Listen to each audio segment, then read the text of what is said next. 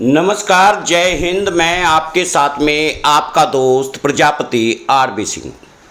दरअसल भारतीय जनता पार्टी चौतरफा अब फंसती हुई नजर आ रही है।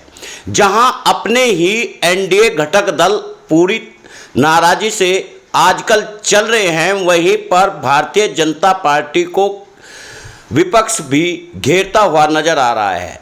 दरअसल आपको बता दें, 24 तारीख को यानी 24 जून को सत्र चलने वाला है और इस सत्र में सबसे बड़ा मुद्दा अग्निवीर बनकर उभरकर सामने आने वाला है।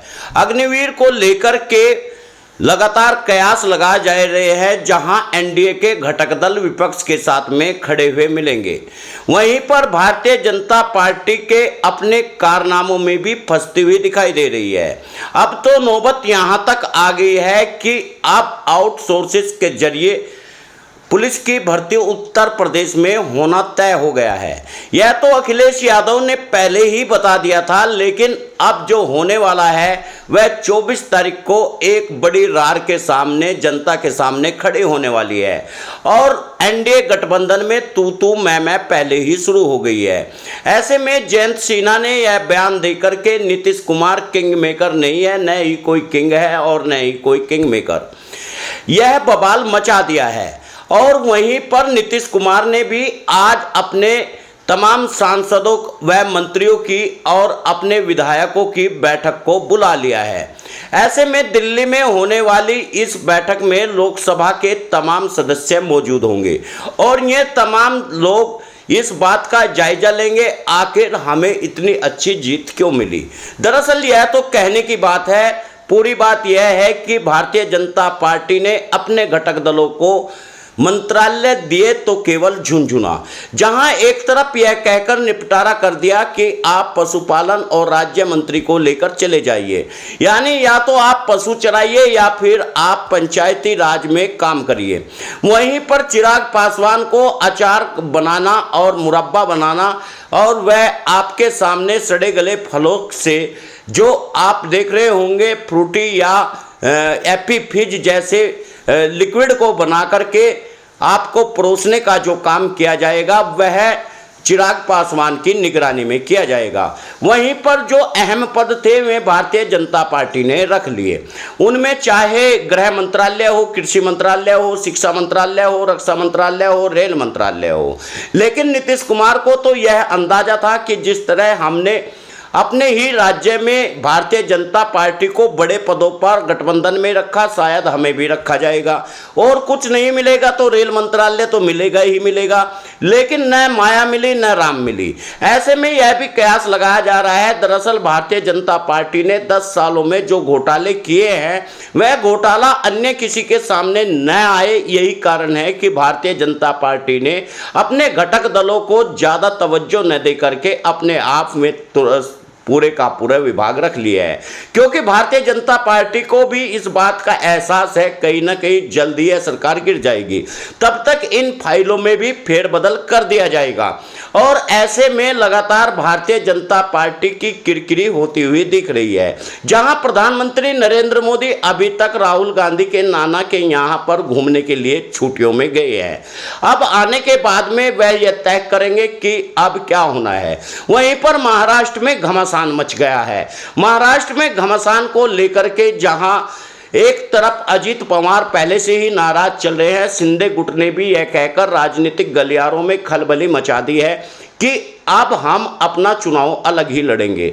बात यहीं तक सीमित हो जाती तो कोई बात नहीं थी, अब तो एक और नया आयाम लिखा जा रहा है। कहा यह जा रहा है कि भारतीय जनता पार्टी के 3 सांसद अब टीएमसी के रेंज में आ गए हैं और ऐसे में क्या भारतीय जनता पार्टी में टूट पड़ेगी। वहीं पर भारतीय जनता पार्टी अपने घटक दलों को तब तक रखने के लिए मजबूर है जब तक वह उन्हें पूरी तरह से तोड़ नहीं देती, यानी अपने 272 के आंकड़े पर पहुंचाने के लिए भारतीय जनता पार्टी तमाम घटक दलों को तोड़कर ले आएगी और ऐसे में नीतीश कुमार और चंद्रबाबू नायडू खाली हाथ रह जाएंगे। वहीं पर मुस्लिमों को लेकर भी एक बड़ा कयास है, जहां अकबर नगर में, लखनऊ में लगातार मुस्लिमों के मकान तोड़े जा रहे हैं और पूरी तरह से कोहराम मचा हुआ है। वहीं पर इस पर चंद्रबाबू नायडू अभी तक भी बोलने को तैयार नहीं है। जहां चंद्रबाबू नायडू ने मुसलमानों का वोट लेकर के अपने आप को मुख्यमंत्री पद तक पहुंचाया, वहीं पर मुसलमानों के हित में आखिर चंद्रबाबू नायडू क्यों नहीं खड़ा होना चाहते। बड़ी बात एक और सामने निकलकर आ रही है कि चंद्रबाबू नायडू ने एक बड़ा जो वादा किया है, क्या उस वादे को पूरा कर पाएंगे और प्रधानमंत्री नरेंद्र मोदी की विचारधारा में मिल पाएगा क्या?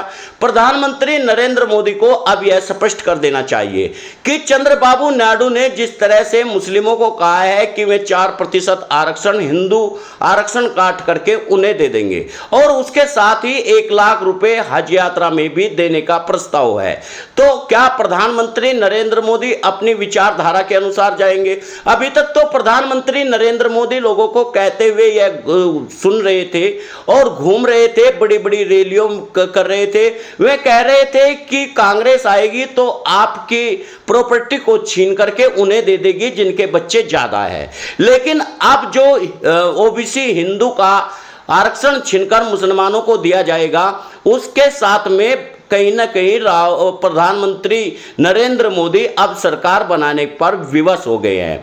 यानी अब देखिए पानी के रंग को, और रंग कैसा मिलाया जाता है इस पानी में, यह एक सवाल है। ऐसे में गोदी मीडिया का भी एक अलग ही रोल है। रजत शर्मा पर कल मानहानि का दावा ठोक दिया गया और यह रागिनी नायक के द्वारा ठोका गया, जो कांग्रेस की प्रवक्ता है। दरअसल आपको बता दें, यह महामहिम रजत शर्मा पद्म भूषण से पुरस्कृत है और इसको इतनी तमीज नहीं है कि वह किस तरह से महिलाओं से बात करनी है। उसने बहन की गाली तक दे डाली रागिनी नायक को, और उसे क्या पता था कि आजकल के युवा कितनी तकनीकी से पूरी बात सुन लेते हैं। उन्होंने तब यह बात सुनी तो यह समझ में आया कि दरअसल वह उन्हें बहन की गाली दे रहे थे। अब इस पर पूरा विवाद सियासी गलियारों में भी मचा हुआ है। वहीं पर इंडिया टीवी उसे बचाते हुए नजर आ रहे हैं, लेकिन जब वीडियो निकल गई है और ऐसे में रजत शर्मा के पास में या तो माफी मांग लेते, लेकिन रजत शर्मा जानते हैं कि मेरा कद तो इतना बड़ा है कि प्रधानमंत्री नरेंद्र मोदी मुझे बचा लेंगे, और ऐसे में क्या प्रधानमंत्री नरेंद्र मोदी ऐसे अभद्र पत्रकार को बचा पाएंगे? दरअसल आप यह आगे आगे देखते जाइए होता है क्या। राजनीति के कई आयाम और कई पहलू और भी लिखे जाने हैं। मामला तो यूसीसी को लेकर भी खड़ा हुआ है। यूसीसी पर जहां यह कहकर के पूरा बवाल केसी त्यागी ने मचा दिया है, उन्होंने यह कहकर साफ कर दिया है, देखिए अब हम यूसीसी को बिना आम सहमति के लागू नहीं करेंगे। वहीं पर भारतीय जनता पार्टी बिना किसी सलाह के, बिना किसी के सुने कहे ही इसको लागू करना चाहती है। एक चुनाव एक राष्ट्र के नाम पर भी अभी बवाल मचना है। आप सभी मित्रों से निवेदन है, आप वीडियो को शेयर जरूर करिएगा, न्यूज चैनल को सब्सक्राइब कर लीजिए ताकि हर खबर आप तक पहुंच सके।